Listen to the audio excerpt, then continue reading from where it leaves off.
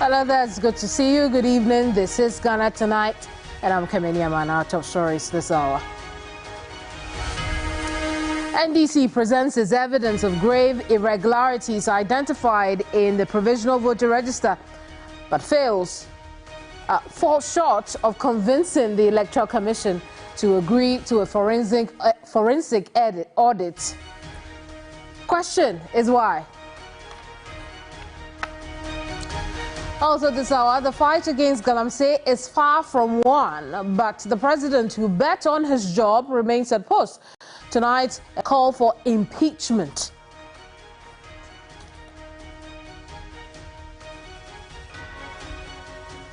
Plus, 9 out of 10 workers can't afford a 3-square meal. We delve into the shocking revelations.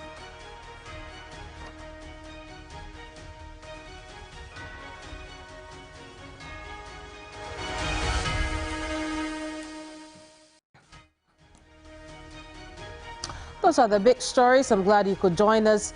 But before we go any further, let's take a look at the Ghana Brief.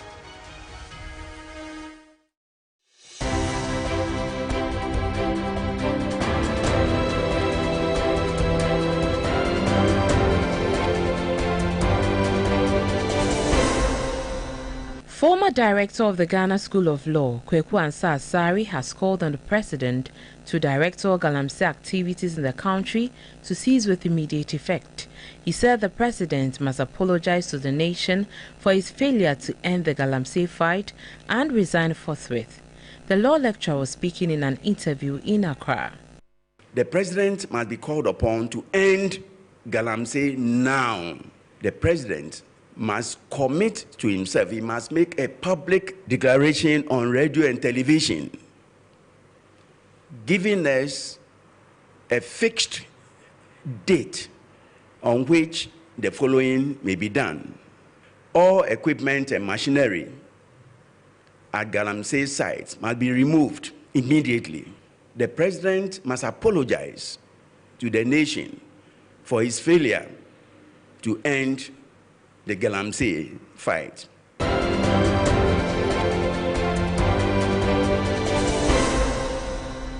Flag bearer of the New Patriotic Party is proposing a flat tax system at Ghana's ports to ease the financial burden of businesses.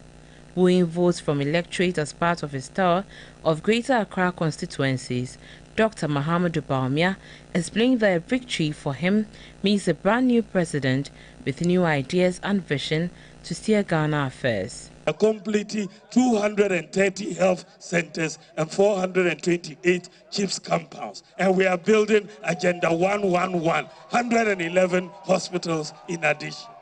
No government has built more factories than we have. More government has built more sanitation facilities. So every sector, we have done more. No government has done more in Zongo development. And have not even come to digitalization of the economy.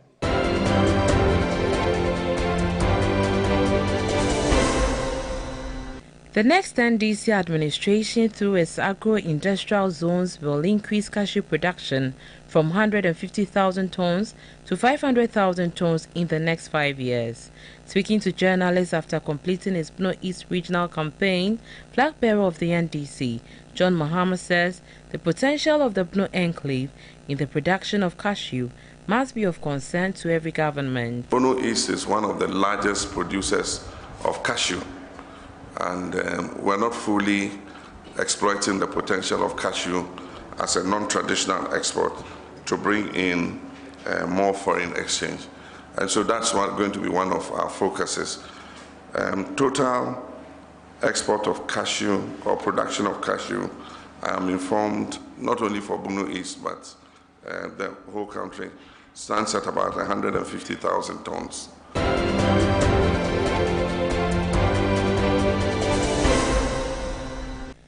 Deputy Minority Whip Ahmed Ibrahim says Parliament would not on any day allow the laying and passage of a proposed bill by government to consolidate the country's thermal plants. According to him, the move by government is to allow politically exposed persons to acquire state assets. after collapsing ECG in the name of PBS, and that being unsuccessful, they wanted to pass through the back door so that they would take NEDCO from VRA, then add it to the ECG and use that one to form a power distribution authority. Then they would list it into the stock exchange, and they will buy shares into it, and they will be controlling it. So in the event that they are in opposition, they will be there and they can plunge this country into darkness, and the government in power will have no control.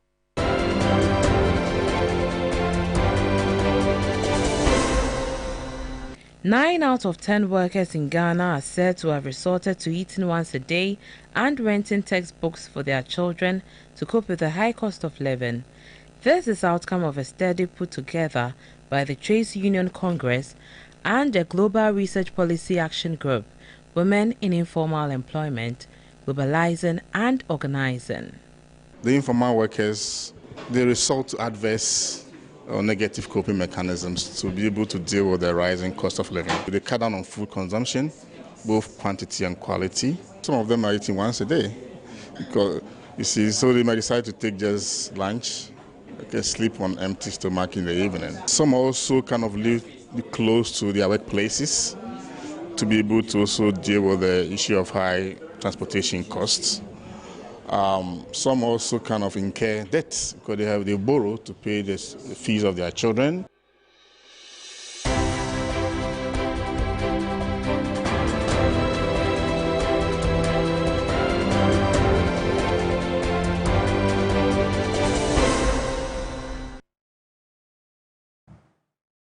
Ghana Brief there for you. If you just joined us, you're right in time for Ghana Tonight. Get interactive with us on the program as we're streaming live on Facebook, YouTube, and on Twitter or X as well. If you'd like to comment or join the conversation, use the hashtag Ghana Tonight. We'll find you quicker.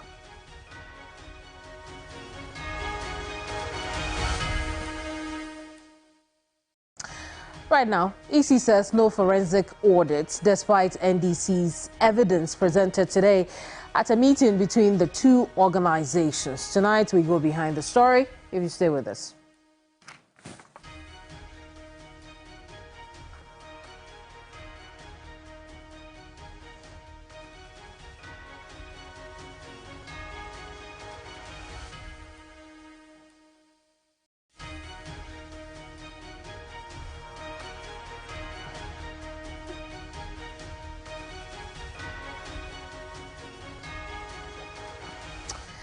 The NDC has had a busy evening, spending the period presenting evidence to the Electoral Commission as to why the current register isn't credible and could be rigged ahead of the 2024 elections.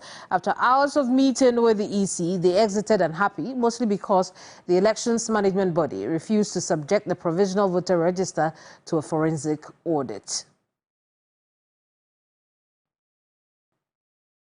Well, here's how we know. After the meeting, Dr. Edward Omane-Boama, who is Director of Elections and IT for the NDC, told the media the EC have not accepted the independent forensic audit. But he said much more to us, and I want you to take a listen to this. We have enumerated these anomalies, and we are saying that the very doctor that created the problem should not be the doctor that will resolve the problem. That is why we have referral systems in the health system. The EC must agree if the EC has nothing to hide, and we don't want to believe they have anything to hide. The EC must agree for an independent body to audit this. It has happened before. Development partners are interested in chipping in here and there for such an audit to take place. You can bring experts from the various political parties. Come along and let's put another expert, supra, on them for them to look at these things transparently. It doesn't take away the fact that a forensic audit is what it will take to assure Ghanaians. We have our own suspicions about what could lead to such dislodgement of the data, but we don't want to be judgmental at this stage. We want the forensic audit to reveal. So questions are, what were the nature of the pieces of evidence presented, and why did the EC refuse a forensic audit, an independent forensic audit? First, let me say, our attempts to have the Electoral Commission join the discourse tonight have not been successful, but we know in the past the Electoral Commission has insisted that the electoral roll as we have it is credible and fit for purpose, December 7, 2024. Right now, I'm going to bring in Dr. Rashid Tanko Computer, who is a Deputy Elections and IT Manager of the NDC. Doc, good evening to you. But do tell me, let's start off with why the Electoral Commission is not convinced that the PVR at the moment deserves to be independently and forensically audited.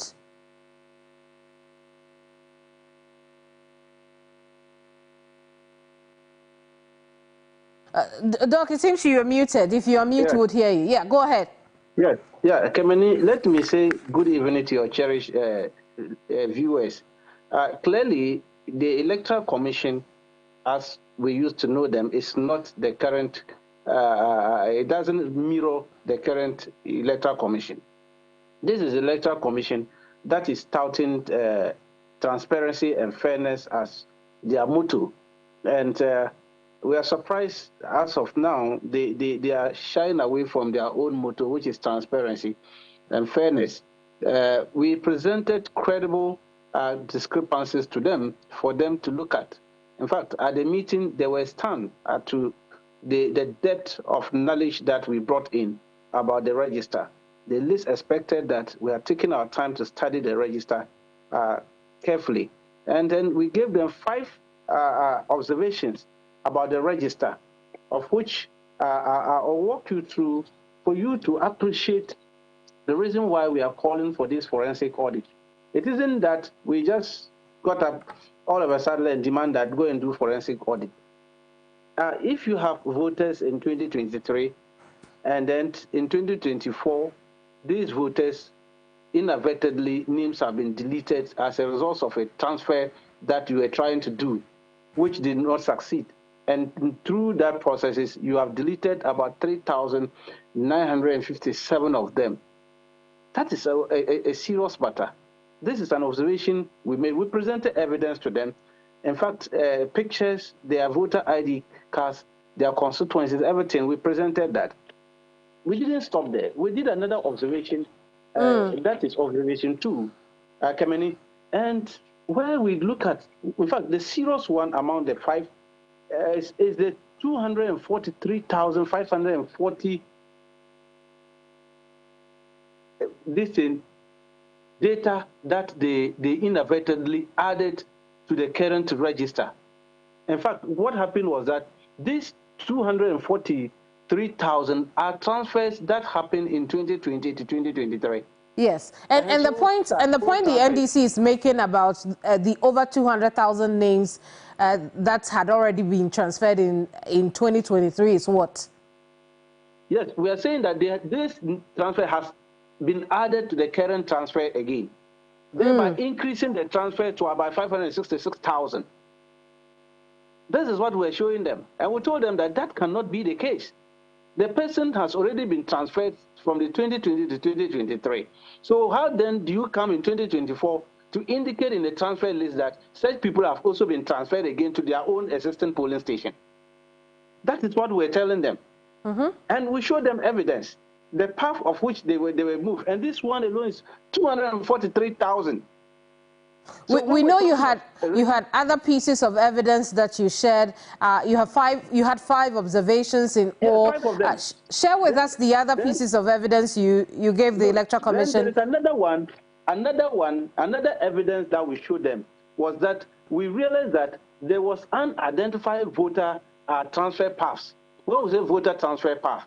When you transfer somebody from one constituency, Keminni, to another constituency, the constituency of which you are transferring from, they will create a register known as absentee list. Then the constituency of which is transferring into, that constituency will create a register known as transfer list, so that they will get to know that these are the people who have transferred their votes to their constituency. Now we've realized that about 15,000 people, they've transferred them from their constituents to a new constituent without indicating the transfer list. So you can't tell. It's just like the Pussycat episode. Unless you pick the register and see that this register, this number we used to know, that's not the number. It's like some people are in that register. But since we don't have transfer list, we can't even tell where are they coming from. But when you go and check the absentee list in the various constituencies where these names are coming, you will see them in there. So that is why we are saying that there's a need for forensic audit so that we can establish who logged into their data. How did the person did this transfer? And is it because the person was secretly doing the transfer from one constituency to another? He doesn't want the other constituency to know that I've put some name into your constituency. That is why they couldn't generate a transfer list for it. So this is a serious one.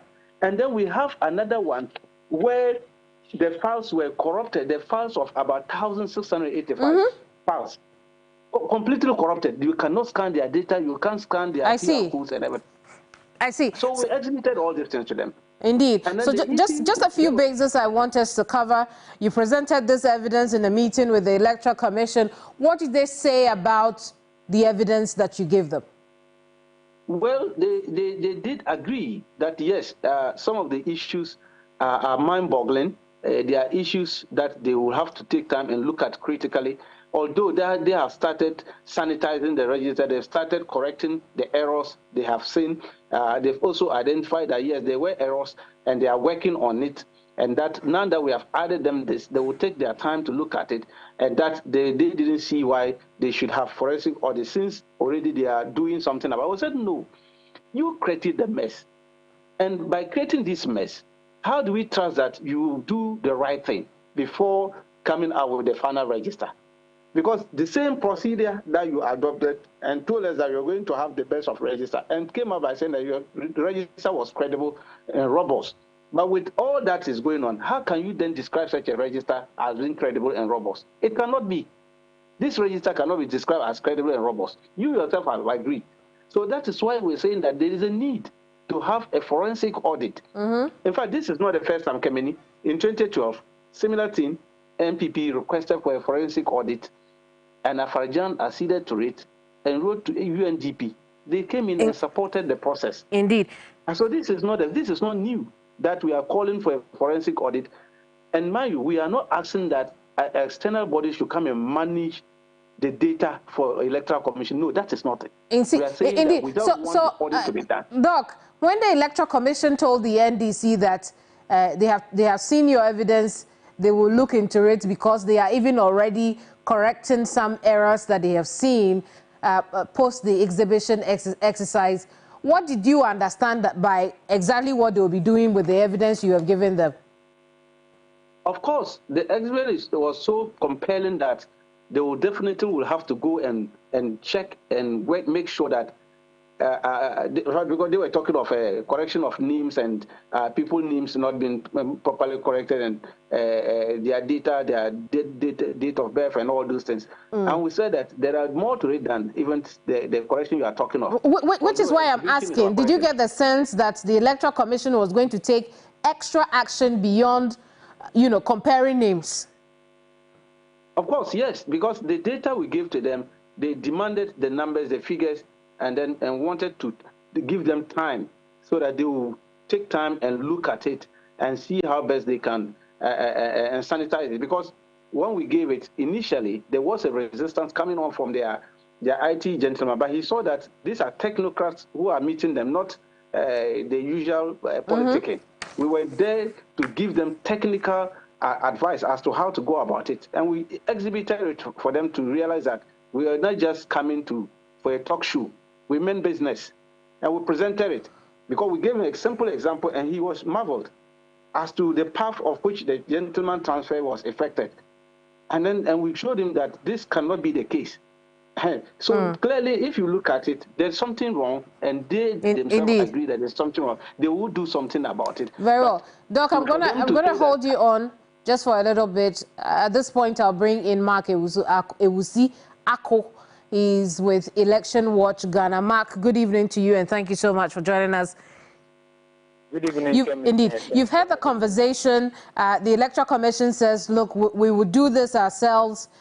we would look into the evidence you have presented and clean the register as best as we can. The NDC, on the other hand, says at this time, after much contestation over our evidence, we think that an independent forensic audit should be conducted into this. I want to hear from you what readings you are making into all of these. Let me say a good evening to you and to your cherished viewers. Mark, I cannot hear you. You'd have to raise your voice a little bit. Let me say a good evening to you and to your cherished viewers. Keminni, let me still also say that the call for a forensic audit into the register is the best way to go, because the Electoral Commission, as we all know, have exhibited intentional that they would want to look at disenfranchising a lot of people and also change the verdict in case we go for the 2024 general election. Over a period now, we have carefully monitored the Commission's activities, and we realize that this action seems to be that they are not just incompetent, but they have an attempt or they have some plan to mess up the entire system. We know during the registration exercise, political parties were made to monitor the process, which of course you all know that they did.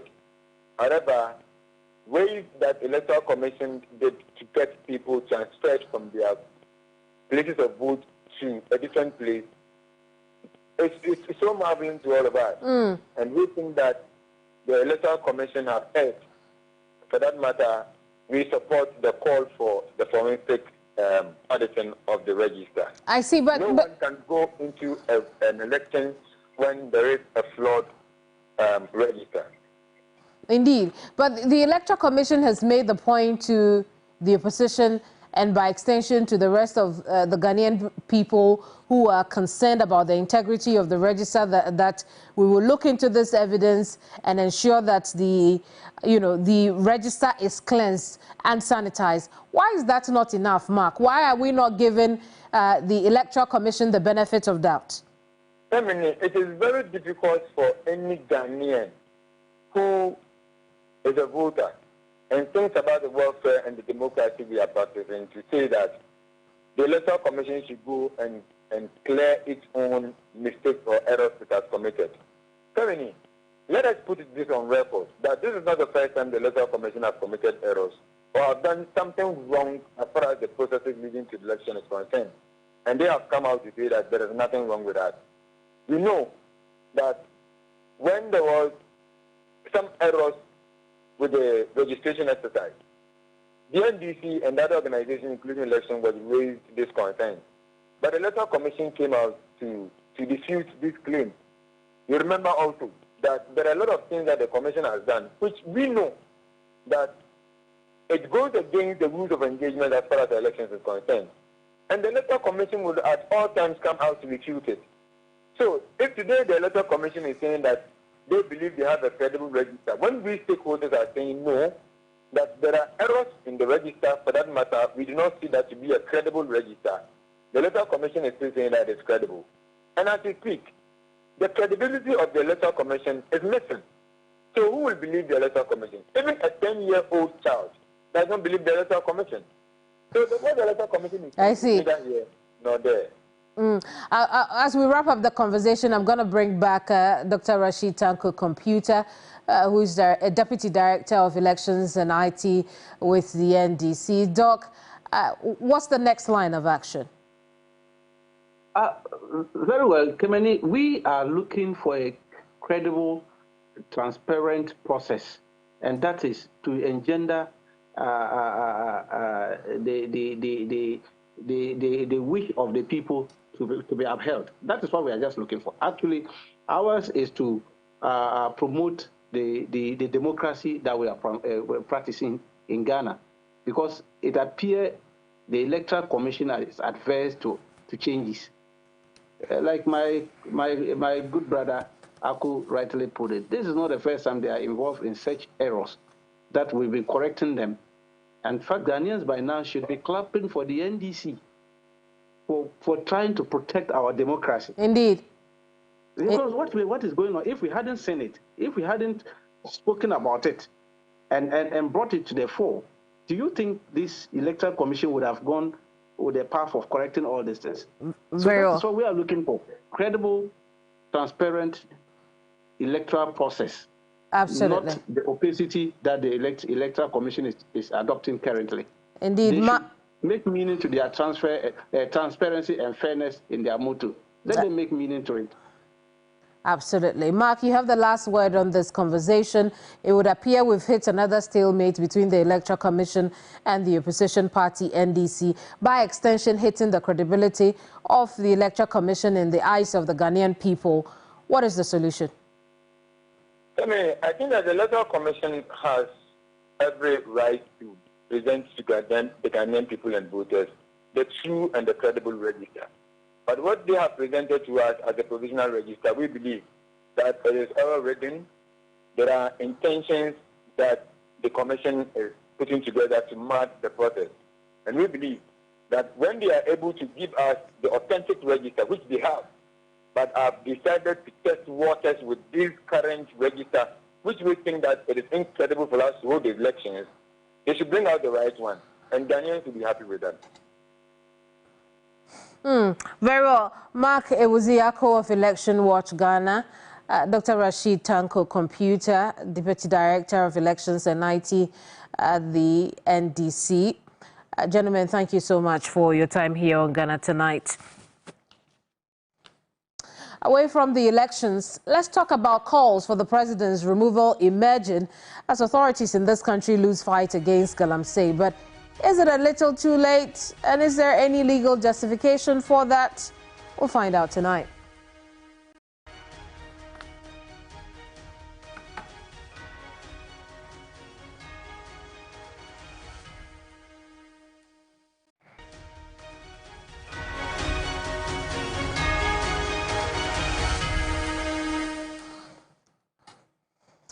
Tonight, the president is facing a barrage of calls over devastating impact of illegal and unchecked mining on Ghanaians. One of those calls is one for his removal. At the beginning of his tenure, Nana Addo Dankwa Akufo-Addo wagered his job against ending the menace of Galamsey. I took the decision that that would be a betrayal of the trust that the Ghanaian people put in me on the 7th of January this year. And as a result, we established this committee within the government to design a policy for us, not just to stop it, to reclaim the land, to let our rivers work again, but also to see how we can figure a way for all of these able-bodied young men who are involved in this activity to find an alternative livelihood. So it's a package. It's a package that we have designed to try and bring this menace to a conclusion. I've said it in the cabinet, and perhaps this is the first time I'll be saying it in public. I am prepared to put my presidency on the line on this matter.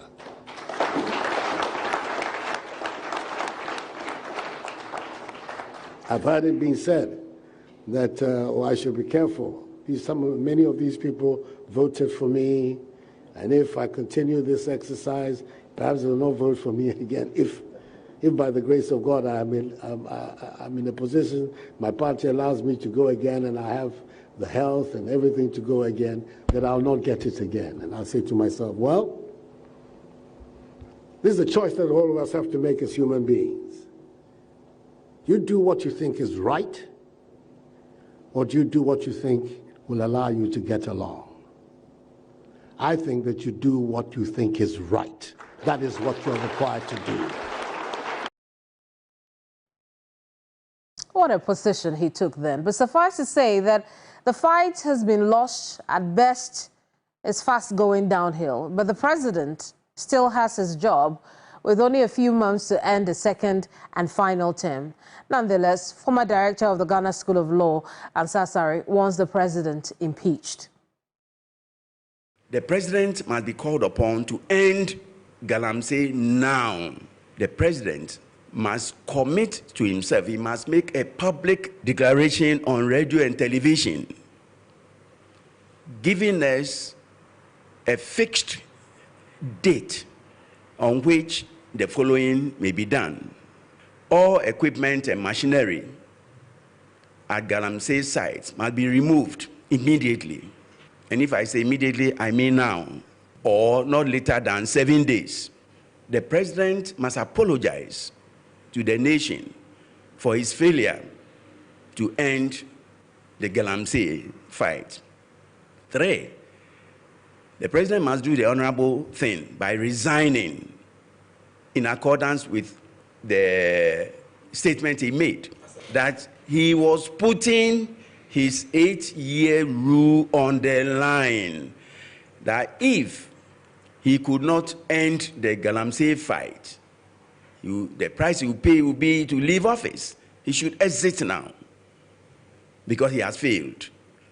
No one should tell him that he has failed. He knows he has failed, and he must do the honorable thing by resigning. If he does not resign, it is going to affect his running mate, Bawumia. We know, if you don't know, I know, that Bawumia is not in control. The people who are in control are those we do not vote for. The president knows the people who are in control.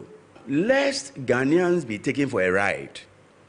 If the Galamsey activity is not ended by the current president, who is also the commander-in-chief of the Ghana Armed Forces, the MPP must be voted out of power.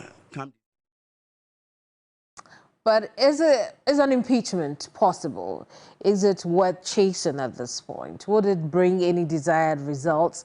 We'll get those questions answered by a legal practitioner. But I told you also in the beginning that the president is facing multiple calls to action. Another one is from the health sector. Now, they are appealing to the president to immediately impose a ban on all forms of small-scale mining activities in the country. Now, in a joint statement, the leadership of the unions emphasized the critical need for the government to bolster regulatory and enforcement agencies to effectively combat Galamsey menace. Also in the statement, some details I want to share with you at this point.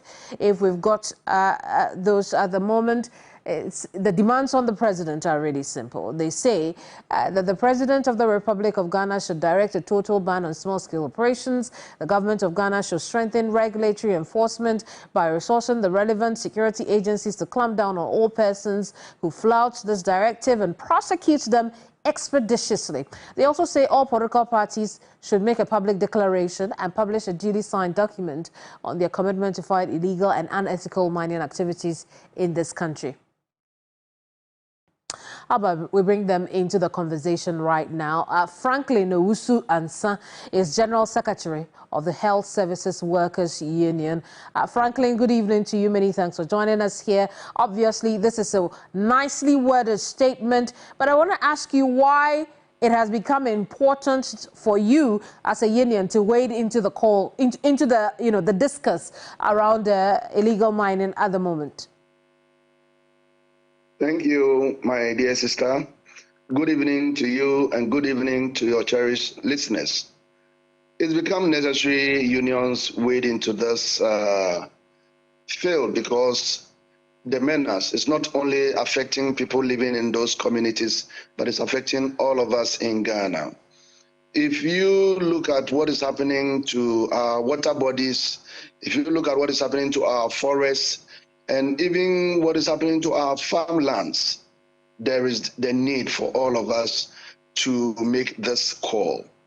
As the health sector union, we want to believe that this is the right time to call on our governments, our chiefs, and everybody to join us to say that no, no, no, no, no to Galamsey. Many research have shown that these days, there are a lot of emerging diseases that can be traced to Galamsey activities. If you go to some of our major hospitals like Komfanoche, there are a lot of births with disabilities, and this can be traced to Galamsey activities. We are also finding kidney problems that can be traced to this, and many more diseases. And if we don't wake up today, we are destroying Ghana. And that is why all the unions in the health sector, we have come together to say no to this. In fact, writing this statement, we want everybody to know that we are giving government 1 week. After 1 week, if we don't hear anything from it, we'll put ourselves together and address these issues by ourselves. And we know what to do. I see. I mean, when you say that you address these issues by yourselves, what do you mean? Well, if all the health sector unions come together and we say we want to do an activity, you understand me better. I don't want to put the cart before the horse. Let the 1 week pass. We will all be in Ghana. We will see what we will do to save our water bodies, to save our forests, and to save our farmlands. In fact, if you look at what is happening, we recently read from Ghana Water Company that it is causing them to treat the water we are drinking. Indeed.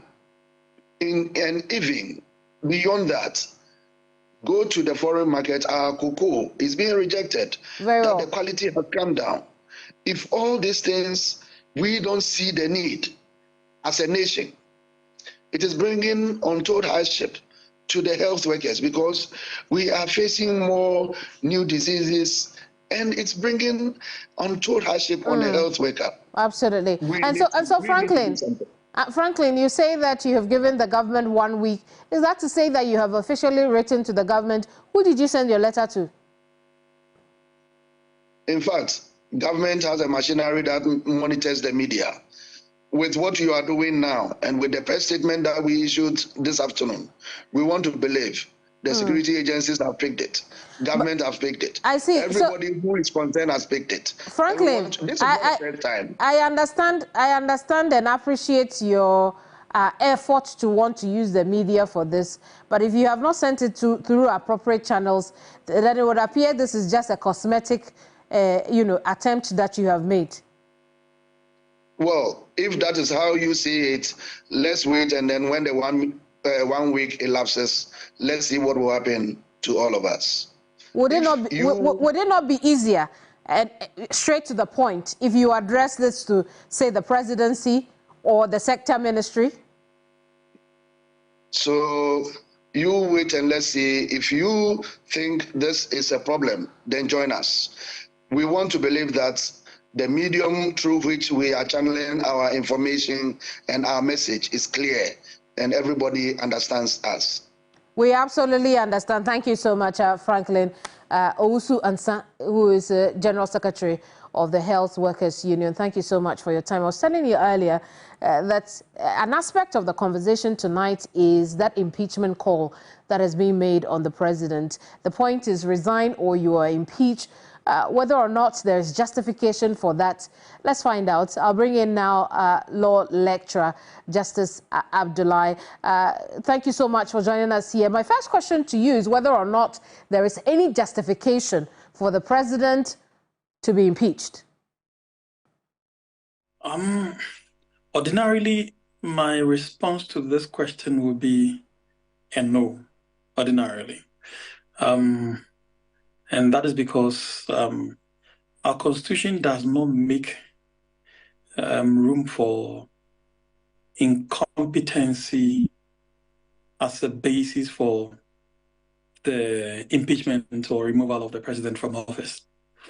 Our Constitution rather makes, in fact, the only thing that comes very close to incompetency in the Constitution that gives grounds for the removal of a president is the portion dealing with the conduct of the president in relation to how he manages the economy. Outside of the economic management space, unless incompetence becomes so manifestly obvious, it would ordinarily not be a ground for the removal of the president. And so, but in relation to this particular subject, the president swore to put his presidency on the line. And such conduct, commitment by presidents of all countries all over the world, our president not being an exception, and indeed our country not being an exception, could be a very good ground to commence an impeachment process. But this is also, Justice, this is also a fruitless call based on what you have just, explained, isn't it? Absolutely the point. You may be able to commence the process. You may be able to embarrass the president, but you are likely not to succeed. And I say this because Constitution requires two-thirds majority to commence this action. And upon commencement, you would also require, upon commencement, having succeeded in obtaining the two-thirds majority of members of parliament, which is likely not to be had in this current parliament. You would also need the petition to be sent to the Chief Justice, who would have to convey a tribunal of 5. And once again, considering the current state of our Supreme Court, I see. chances are that almost all the members that you find to compose, to constitute this tribunal. So obviously would have to go through the entire process. But if, say, someone was crazy enough to go through this process through Parliament, the argument could be that this impeachment is coming in a little too late. The president has less than 4 months to wrap up his second and final tenure. What do you say to that? I do not think that it's too late at this moment, for 2 good reasons. First, it is good to wait and see the outcome of a promise and a pledge made by a president. And I think it is now almost clearly obvious that the president has failed in delivering his promise in relation to this issue. And so it is now obvious, and it's easier and clearer at this moment if a person decides to pursue this agenda, which, trust me, I would disagree with you for the usage of the word crazy enough. I would think that whoever attempts this is rather doing all of us a favor by removing from our political space undesirable persons who have led this country to the kind of ditch that we find ourselves in. And so I would think I would commend such a person from undertaking such an exercise. But I see. But the president made the promise. He put his job on the line. He's still at the job, despite what we see happening to our environment. What does this say about President Nana Addo Dankwa Akufo-Addo?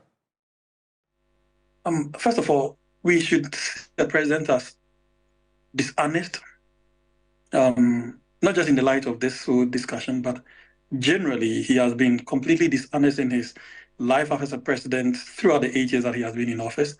He's been obviously the sort of person that I'm sure if we had the benefit of hindsight, we probably would never have had him or voted for him as a president. But in this particular instance, he's been probably the worst in terms of everything, to the extent that not only was he not, if you play back some of my tapes 4 years ago, some of the interviews on the same subject, you would notice that I have been consistent with my position on the conduct of the president in relation to the fight against Galamsey. That first of all, he was never interested in this whole subject of fighting Galamsey. He has never from day one. The president was literally propelled into this whole subject when you, the media men and civil society, decided to pursue Galamsey as a national cause. It was only then that the president felt compelled to also put himself into this whole space to make himself feel relevant in the fight against Galamsey. And in doing so, in order to take the fight, to make it look like, to own the fight, that was when he decided to make this pledge, which was a wonderful pledge.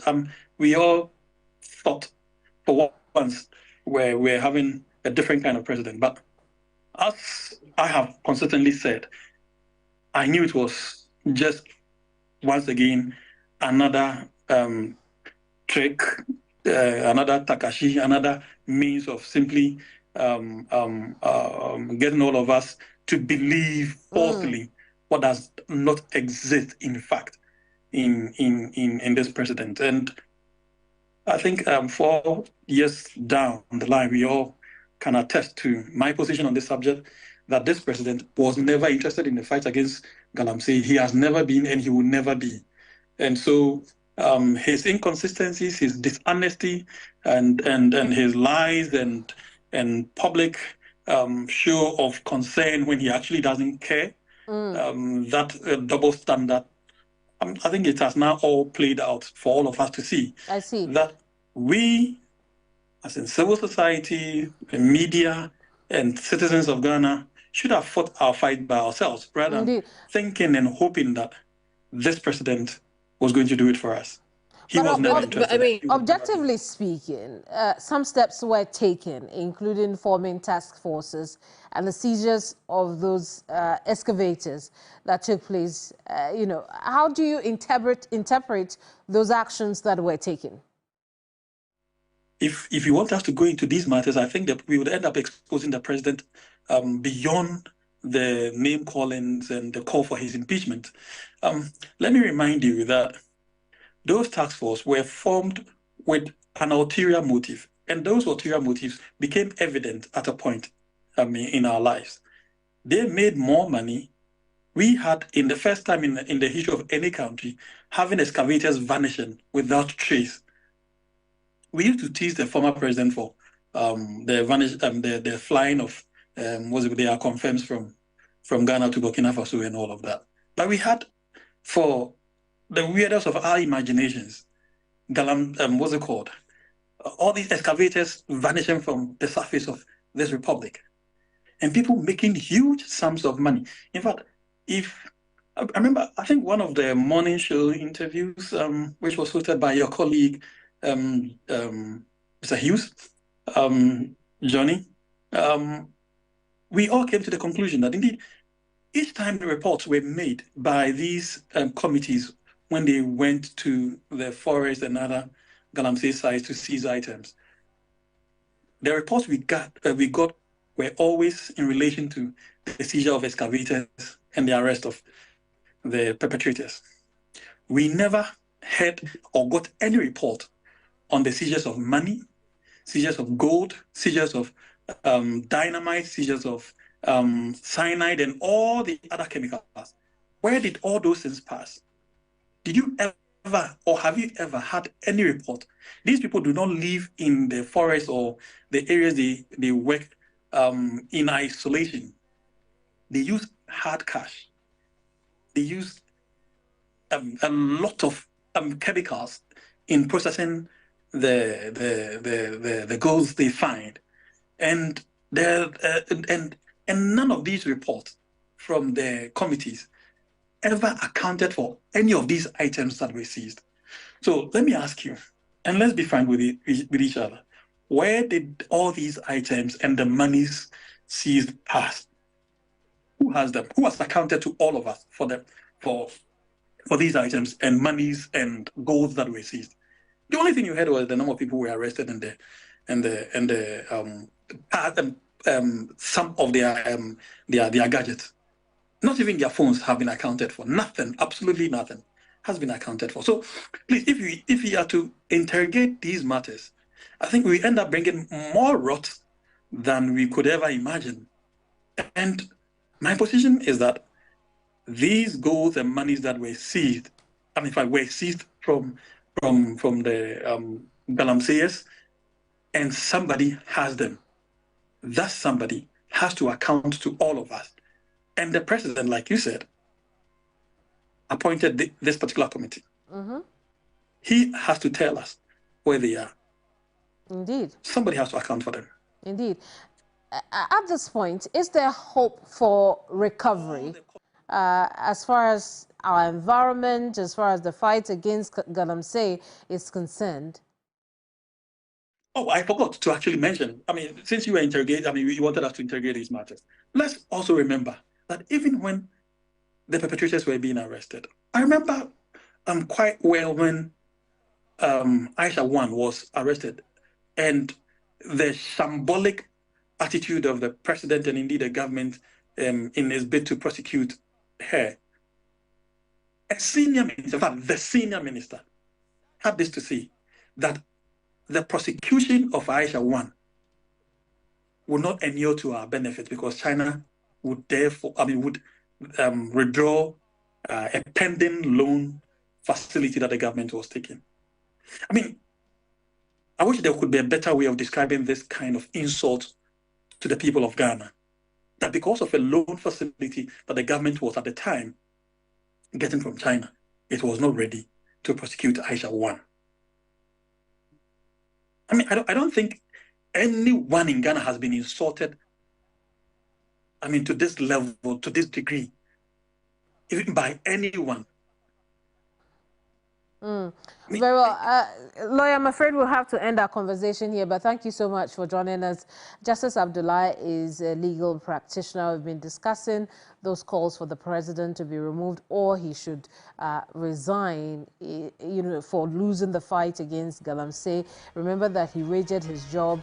He said that his presidency was the bet he was making, that he would fight Galamsey and win it and ensure that our environments are safe from all these unethical and illegal mining activities we're seeing today.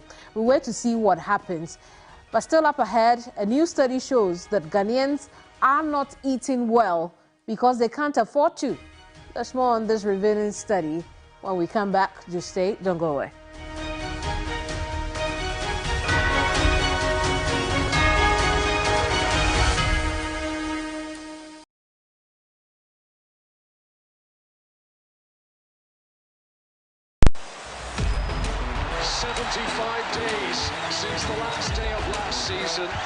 We are ready to do it all again.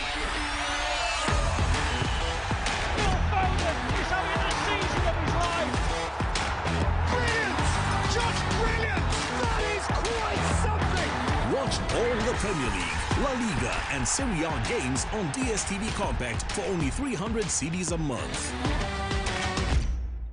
You know, 1 bucket of Flamingo paint is equal to several buckets of any other paint brand on the market. Flamingo paint, superior durability, superior hiding, superior coverage. Flamingo paint, simply superior. You know, 1 bucket of Flamingo paint is equal to several buckets of any other paint brand on the market. Flamingo paint, superior durability, superior hiding, superior coverage. Flamingo paint, simply superior. Luckiest star 712 hash.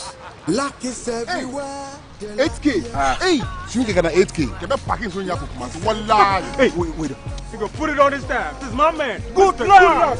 Hey, Bill Radio. We are star 712. Put your phone. I'm on dialing the magic numbers. Star 712. Now welcome to the luckiest. And now with me at home ticket. You can buy for yourself or your loved ones. Mommy, tell mommy who's here. You're buying for me, right? Or who else? Let's choose buy tickets for others. Love you, boo boo. Maybe straight to option 4. Now, you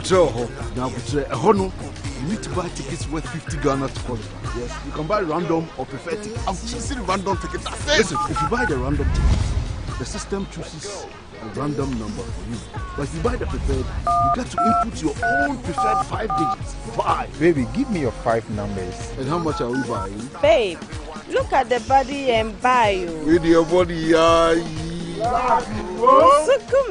Hey, there are. Tread cautiously. Now follow the prompts and prepare. Now with the luckiest. The luckiest is regulated by the NLA on the Caritas platform, not for persons below 18 years. T&Cs apply.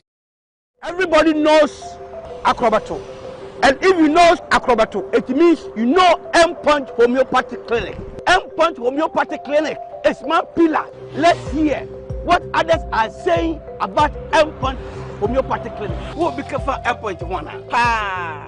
Chese na me ankasa me period na say problems wom. Ntina ma wo ho idea ma me. Papa chese na nya asem ketewa. Na me coin point no, mo hwe me modem no mo hwe bibia na so mo meduro. Mo meduro me fire no. Ene ma won kura mienu. Kofro kwa na me kwan mu a eba. Head everything yourself. Me ma me no adwodwo eda ho a wontumi nante.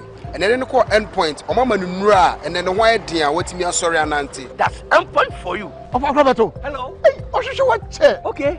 A free bra who the end point what dance. I'm a choir no. Me Jones say my name koye and pass one my emre nyina and imagine sabema. Na me be fear for there. The one nyina jaresa. You heard everything. I have secret. End point is my secret. End point homeopathic clinic.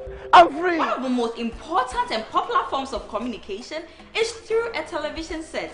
And not just any television set, but Franco television set. We have smart and LED TVs ranging from the smallest of 32 inches to the biggest of 86 inches. Franco television is easy to operate, it gives you the best picture, and it has distinctive features like Miracast, USB, Bluetooth, Wi-Fi, and 4K resolution pictures.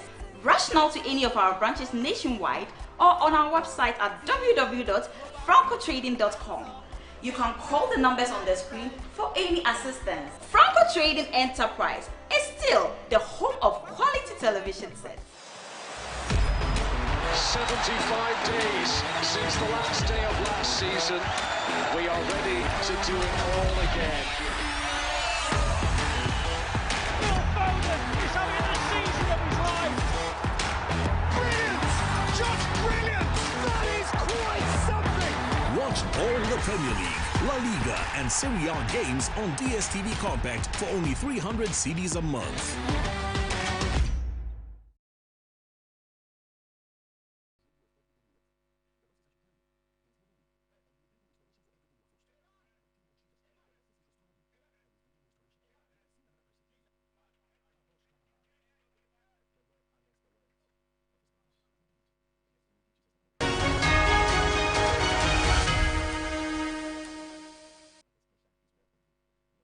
Welcome back. Happy to know you're still here with us. Questions for you. How often are you eating lately? Do you have enough money to have a 3-square meal every given day? If your answer is no, hear this. You're not alone. A new study suggests 9 out of 10 Ghanaian workers cannot afford meals as a result, eating only once a day. For others, they have to rent textbooks for their children's education as they cope with the high cost of living in this country. Now, this study is put together by the Trades Union Congress and Global Research Policy Action Group, Women in Informal Employment, Globalizing and Organizing, WIGO. Let's take a listen to one of the researchers on this study. The informal workers, they resort to adverse or negative coping mechanisms to be able to deal with the rising cost of living. They cut down on food consumption, both quantity and quality. Some of them are eating once a day because, you see, so they might decide to just lunch, okay, sleep on empty stomach in the evening. Some also kind of live close to their workplaces to be able to also deal with the issue of high transportation costs. Some also kind of incur debts because they borrow to pay the fees of their children. Can you believe that if you have eaten more than once today, you are part of the lucky 1% to have more than one meal today? It's interesting, isn't it? Very disturbingly interesting. We'll tell you more about this in subsequent broadcasts. Tune in to us and ensure you're here on TV3. But still here on Ghana Tonight, I want to give you a sneak peek into what to expect on Sunday on hot issues. I sat down with the managing director of the electricity company of Ghana, mainly because of some of the issues that our viewers, you, have raised with your meters as the ECG is going around replacing meters for people out there in the name of a digitalized system, for which reason your meters need to be changed so that you will pay more for electricity just as you are consuming. Take a listen to what I've got for you tonight. We've had people who, when you give them meters, they tamper with the meter. We've had people who try and move the cables at the back of the meter. In fact, we have people who envisage that they will steal So even when they were building their homes, they built the bypass in the walls. So you can get to a home, you are checking, only to realize that about 3 or 4 air conditions don't go through the meter. Right. So what you are then essentially saying is that you may have the prepaid, but we may still come around and change to this new smart meter. Yeah, you have to let them check it because we are moving to an MMS compliant meter. This is because we are vigorously metering every distribution transformer. If you're confused or not getting the answer you want from what you have seen, it's only because this is just a sneak peek. If you want the full interview, join us here on TV3 on Sunday at 2 p.m. Find out the answers to the questions that are burning in your hearts and on your minds today as far as your consumption of electricity is concerned. We understand that the bills have gone up by 75% already. Understand why it is so, because I asked all those questions of Samuel Dubik Mahama, who is the MD for ECG. So that's for Hot Issues, 2 p.m. Sunday afternoon here on TV3. But there is more. Tomorrow at 7 a.m., Alfred Okanse will sit here with his panelists as they dissect and digress and digest all the issues that have come up, the big and topical issues that have come up in the news cycle all through the week. You want to make a date with the team here at 7 a.m. For that. Don't also forget that this weekend on Sunday, we will bring you snippets of that election, the primary that the NDC will be holding again. Join us here for that as well. But for now, I'll say goodbye and say that I'll see you here on Ghana Tonight, same time next week. My name is Keminni Amanor. Bye-bye. Ghana Tonight is brought to you by Flamingo Paint. Superior durability, superior hiding, superior coverage, simply superior.